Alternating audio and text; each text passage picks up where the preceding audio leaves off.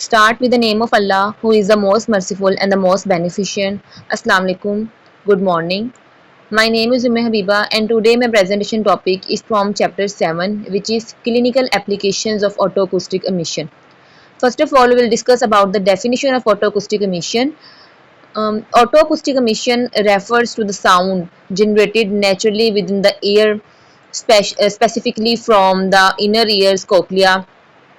These sounds occur without any external stimulation and are considered a byproduct of the normal functioning of the cochlea, particularly the outer hair cells.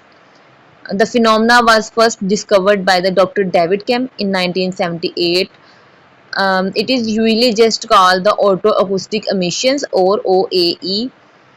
In the cochlea, outer hair cells amplify the sound vibrations, and sometimes this amplification process creates tiny sound that travel backward toward the outer ear. These emissions can be detected using sensitive microphones placed in the ear canal.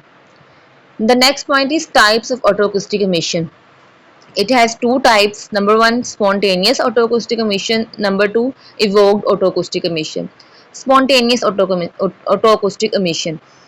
The emissions that occur without any external sound stimulus. In spontaneous autoacoustic emissions, the emissions occur without any external sound stimulus. Next one is evoked autoacoustic emission. The emissions that occur in response to an auditory stimulus. In this evoked autoacoustic emission, the emissions that occur with response to an auditory stimulus like click or a tone. The next point is clinical applications, which is the main topic of autoacoustic emission. Number one, newborn hearing screening. Autoacoustic emissions are commonly used for universal newborn hearing screening programs. They are non-invasive. It means there is no need of surgery. They are quick and don't require active cooperation from the baby. Presence of autoacoustic emission typically indicates normal cochlear function, ruling out significant hearing loss. Next one is pediatric hearing assessment. Useful in infants. Autoacoustic emission is very useful in infants and young children who are difficult to test behaviorally. Helps to detect congenital or early onset hearing loss. Next one is tinnitus assessment. Some research suggests a relationship between the tinnitus and changes in the autoacoustic emission. This autoacoustic emission is used to assess the tinnitus, which is the ringing in the ear. Next one is differential diagnosis of hearing loss. Differential diagnosis of hearing loss in sensory versus neural hearing loss. Presence of autoacoustic emissions with absent auditory brainstem response suggests auditory neuropathy, and autoacoustic are usually absent in the sensory cochlear hearing loss greater than 30 to 40 dB hearing loss.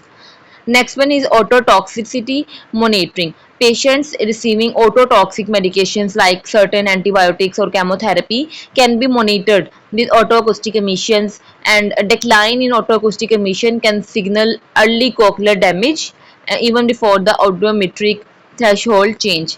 Next one is noise induced hearing loss. Autoacoustic emissions can detect early cochlear damage due to the noise exposure.